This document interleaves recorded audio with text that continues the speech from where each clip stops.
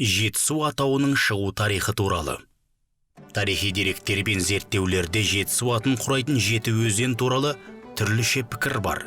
Гейнс бұлардың қатарына Лепсі, Басқан, Сарқан, Ақсу, Бүйен, Қаратал және Көксу өзендерін жатқызса, Влангали, Басқан, Сарқан өзендерінің орнына солтүстік шығыстағы Аягөз, оңтүстік шығыстағы Іле өзендерін атайды. Бартөлттің айтуынша алғашқыда жергілікті халық Жетісу деп Іледен солтүстікке қарай созылған аймақты атаған.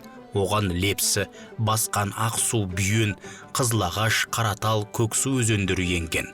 Ал Жетісу Іленің оңтүстігіне қарай созылған таулы аймақ деген ұғым 19 ғасырда тарап, сондай-ақ оған Тянь-Шаньның солтүстік батыс және орталық аудандары да қосылатын болған.